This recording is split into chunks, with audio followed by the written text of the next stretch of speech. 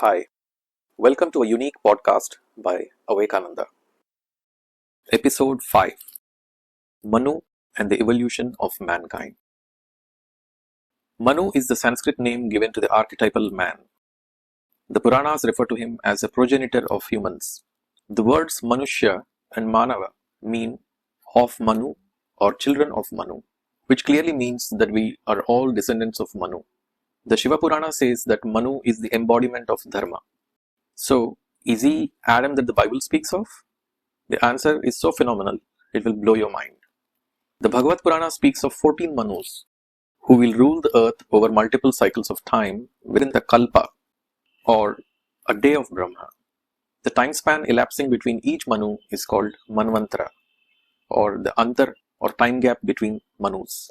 And each of the 14 Manvantras have unique names embedded with clues to our evolutionary past and future.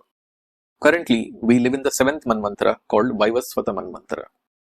This information is embedded in the Sankalpa mantra, in which we recite the name of the kalpa, the Manvantra, the yuga, and so on.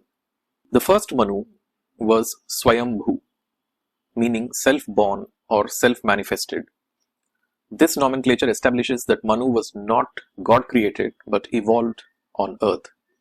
Swayambhu Manu is described as the calf that milked the plants of the earth. This flies in the face of commonly accepted belief that man was a hunter-gatherer to begin with. If we were to accept Darwin's theory of evolution, that man evolved from the apes, we couldn't have been meat-eating to begin with.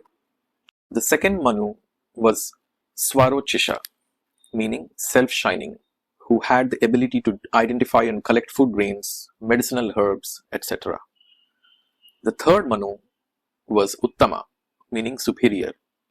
He was described as Devabhuja, meaning the hand or arm of God, who understood the power of natural forces like rainfall and sunshine. So he began experimenting with cultivation. The fourth Manu was Tamasa, meaning darkness. The progression from Uttama, which is superior, to Tamasa, which is darkness, tells us that something bad or gloomy happened in the evolution of mankind. It was probably the Ice Age. Maybe the unbearable cold forced humans indoors, which resulted in bonding and the forming of family. The expression Balabandhu seems to refer to that. The fifth Manu was Raivata, meaning ability to speak. By this time, the closely knit groups and families probably developed a language, a medium to communicate. The Puranas even mention a location, Mount Kumuda in Shakadvipa, which is today's Cambodia region.